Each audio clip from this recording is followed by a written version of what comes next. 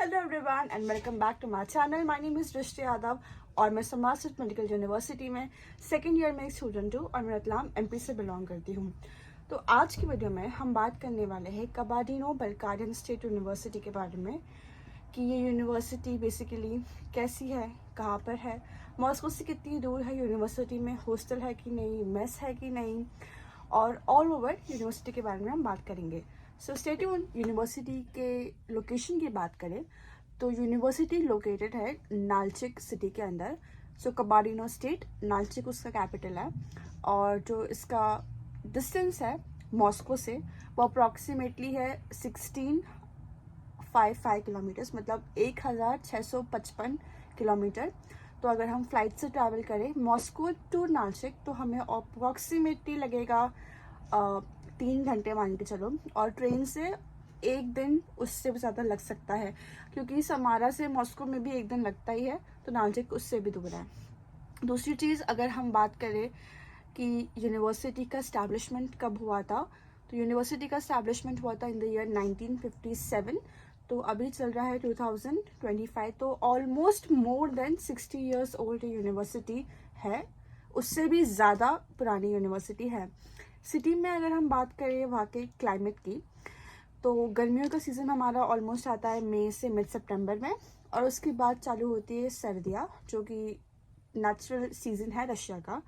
मार्च तक बहुत बर्फ़ रहती है, मतलब ज़्यादा भी नहीं, मॉडरेट रेनफॉल है, मॉडरेट स्नोफॉल है, क्योंकि ये यूनिवर्सिटी का ये सिटी सिचुएटेड है on the foot hills of a mountain. इस माउंटेन का नाम है कॉकसस। अब मैं शायद से इसका प्रोनाउंसिएशन गलत कर रही हूँ, लेकिन इस माउंटेन की वजह से ना ही ज़्यादा गर्म है ना ही ज़्यादा ठंडा है, सब कुछ एक मॉडरेट अमाउंट में है। तो ये तो हो गया सिटी के बारे में, ठीक है। अब हम बात करते हैं यूनिवर्सिटी के बारे में। सो यूनिवर्सिटी जैसे कि मैंने बताया कबाडिनो-बल्कारियन स्टेट मेडिकल यूनिवर्सिटी, तो नाम से ही चलता है पता कि ये एक स्टेट मेडिकल यूनिवर्सिटी है, जिसका मतलब ये है कि this is under the control of the state government of Russia. दूसरी चीज़ है कि it follows all the NMC guidelines. अब एनएमसी गाइडलाइंस क्या? पहला 6 साल का कोर्स है, दूसरा इंग्लिश में कोर्स है, थर्ड क्या है कि MBBS इक्विवेलेंट सब्जेक्ट जो इंडिया में थे वो रशिया में भी सेम चीज़ है। दूसरी चीज़ है कि ये एक बाइलिंगुअल यूनिवर्सिटी नहीं है, मतलब कि क्या कि 6 साल तक आपको आपकी पढ़ाई इंग्लिश में ही होगी। अगर अब हम यूनिवर्सिटी की ऑफिशियल वेबसाइट पे जाते हैं, यहाँ पे मैंने अपना आईपैड लिया है और मैंने ऑलरेडी सर्च कर लिया था कबाडिनो यूनिवर्सिटी के बारे में, तो हम जाते से ही देख सकते हैं यूनिवर्सिटी के न्यूज़ चैनल में यहाँ पे लिखा हुआ है। ऑलरेडी हमें इंडियन स्टूडेंट्स दिख जाएंगे जिन्हें पार्ट लिया था टैलेंट ऑफ यूरेशिया में, तो it clearly shows the presence of Indian students. बाकी अगर आप यूनिवर्सिटी के पेज पे जाते हैं इंटरनेशनल एजुकेशन के इसके अंदर, तो हमें यहाँ पर मिलेगा इंटरनेशनल एक्टिविटी। इंटरनेशनल एक्टिविटी में we will get to know कि यूनिवर्सिटी में इंटरनेशनल स्टूडेंट्स का क्या क्या रोल है। तो यहाँ पे खुलते से ही हमें इंटरनेशनल स्टूडेंट्स दिखते हैं और फिर इन्फो दिखता है बहुत सारा, जिसमें उन लोगों ने बताया हुआ है कि इनकी यूनिवर्सिटी का और फॉरेन मेडिकल स्टूडेंट्स जो कि किसी भी कंट्री के हो सकते हैं, इंडिया के हो गए या बाकी भी कंट्रीज़ के बच्चे आते हैं, तो कितना कुछ इन्वॉल्वमेंट है। दूसरी चीज़ हम बात करें, इसी में एक और सेक्शन है जहाँ पे इंटरनेशनल स्टूडेंट्स का एक पूरा यहाँ पर ग्राफ दिया गया है।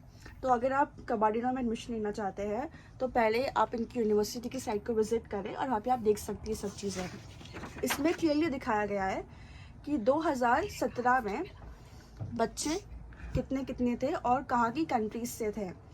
सो बेसिकली हम बात करें यहाँ पर अजरबैजान के 11 बच्चे थे, अफ़गानिस्तान से 6 बच्चे थे, इजिप्ट से 16 बच्चे थे, इंडिया से 234 स्टूडेंट्स थे इन द ईयर 2017। तो अब तो 25 चल रहा है, तो number of Indian students have increased drastically उस यूनिवर्सिटी में, ठीक है। तो ये तो हो गई बात हमारी पूरी इंटरनेशनल एक्टिविटीज़ की और इन्वॉल्वमेंट ऑफ स्टूडेंट्स की बाहर की कंट्रीज से। एक और चीज़ जो कि बहुत अच्छी लगी मुझे इनके पेज पे, वो था कि इन्होंने मेंशन कर रखे हैं इंटरनेशनल पार्टनर्स कौन कौन है यूनिवर्सिटी के। तो आप पेज पर जाके देख सकते हैं हमारी हम्बोल्ट यूनिवर्सिटी है, उसके बाद पेरिस की यूनिवर्सिटीज़ इन्वॉल्व है। इंटरेस्टिंगली यहाँ पर इंडिया की भी एक यूनिवर्सिटी है, Indian institute of information technology Allahabad. तो इनका बहुत सारी यूनिवर्सिटीज़ के साथ पार्टनरशिप भी है, तो ये भी एक बहुत ही अच्छी चीज़ है। तो ये तो हो गया यूनिवर्सिटी के बारे में और सिटी के बारे में।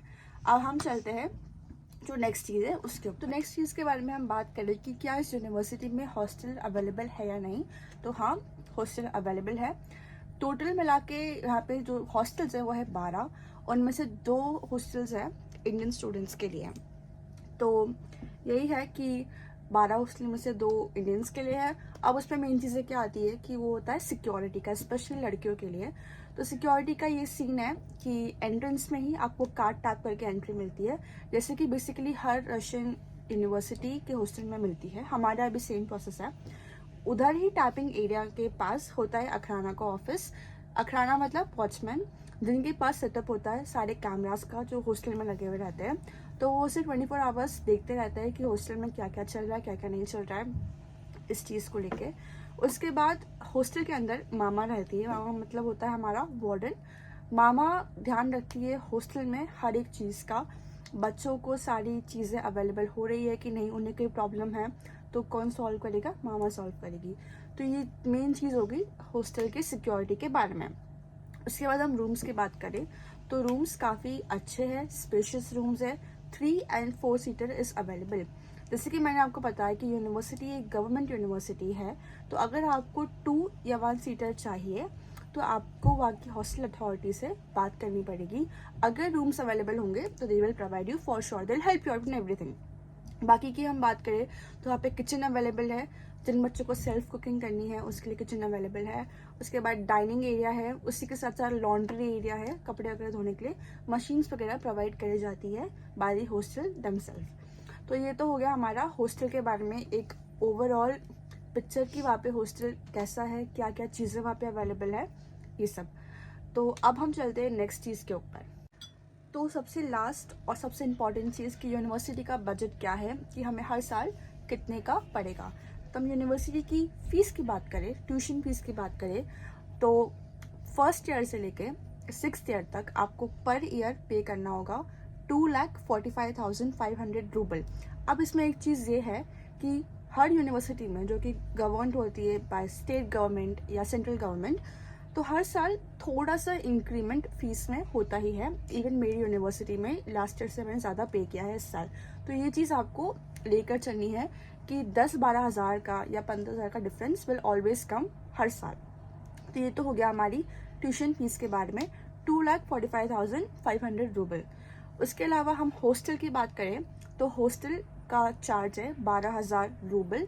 मतलब एक साल का आपको हॉस्टल पड़ेगा 12,000 का, जो कि बहुत ही चीप है एज़ कम्पेयर टू दूसरे ऑप्शंस के। अगर आप अपार्टमेंट में रहने जा रहे हो यूनिवर्सिटी के आसपास कहीं पे भी, तो हर एक गवर्नमेंट यूनिवर्सिटी में हॉस्टल का चार्ज इतना ही रहता है, 12 से 20,000 के बीच में। और तीसरी चीज़ है कि आपका मेडिकल इंश्योरेंस, कि जब आपकी तबीयत ख़राब होती है तब उसका इंश्योरेंस कराना ज़रूरी है। दूसरा, आपका वीज़ा एक्सटेंशन होता है हर साल, आपका मेडिकल चेकअप होता है, और बायोमेट्रिक, जो कि रशिया के कुछ लीगल प्रोसीजर्स है फॉर स्टूडेंट्स जो कि बाहर से पढ़ने आते हैं रशिया के अंदर। तो उसका टोटल चार्ज होता है 20,000 रूबल्स। तो तीनों चीज़ को मिला के आपका ट्यूशन फीस, हॉस्टल फीस और ये सब मेडिकल इंश्योरेंस और वीज़ा एक्सटेंशन को मिला के आपको पर ईयर पे करना पड़ेगा 2,77,500 रूबल्स। तो फॉर 6 ईयर्स अगर हम इस अमाउंट के ऊपर 6 से मल्टीप्लाई करें तो 6 साल में आपको पड़ेगा 16,65,000 रूबल्स में।